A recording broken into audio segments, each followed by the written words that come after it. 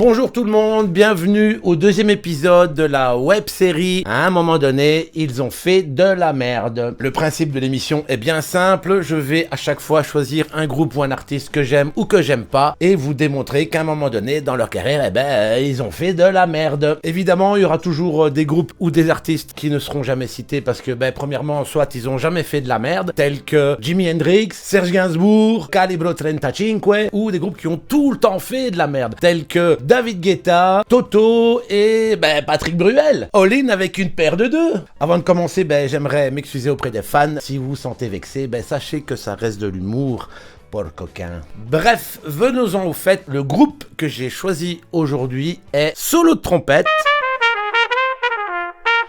Metallica ou Metallica, comme on dit chez nous, ici en Wallonie. Metallica est un groupe que j'ai énormément écouté quand j'étais adolescent, et même après d'ailleurs. Ils ont fait des albums incontournables comme Injustice for All, Kill 'Em All, Master of Puppets, des singles tonitruants comme Seek and Destroy, One, Enter Sandman. Ils ont même fait des covers plus ou moins sympa, on va rester sur le thème sympa, comme Whiskey in a Jar, de Deep Purple. Understood? Alright, good. Mais qui, malheureusement, dans leur carrière, à un moment donné, ils ont fait de la merde. C'est en 2003 que Metallica décide de sortir l'album Saint Anger. Musicalement, pas de soucis, ça reste du Metallica, c'est plutôt au niveau du son que ça commence à sentir grave la merde. Effectivement, ce bon vieux Lars Ulrich, un des pires batteurs au monde, mais un des plus riches, décide de troquer sa caisse claire avec un wok ou une casserole. Personne ne le sait, des scientifiques se posent encore les questions à l'heure où je vous parle. Ce qui donne un son de batterie de merde et qui rend l'album quasi inécoutable. On a plus l'impression d'entendre un album culinaire de Patrick, de Michel, de Philippe Ekste, comment il s'appelle, Philippe Ekste, lui, que un album de métal. Un an après, Metallica persiste dans la scatologie en nous proposant une des plus grosses bouses rock'n'rollesques encore inégalées à ce jour, sous forme d'un documentaire tristement nommé Some Kind of Monsters.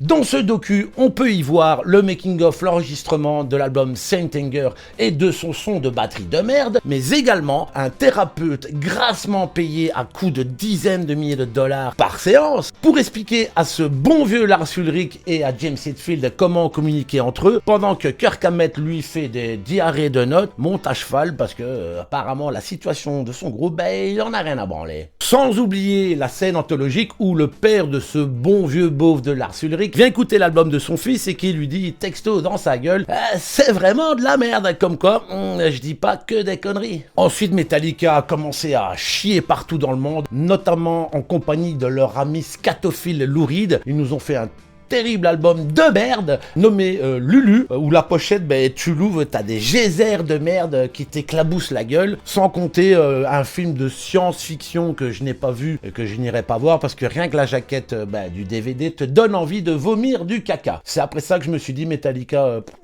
ciao les gars, ce sera sans moi. Même les concerts, qui restent malgré tout d'un très bon niveau métallicain.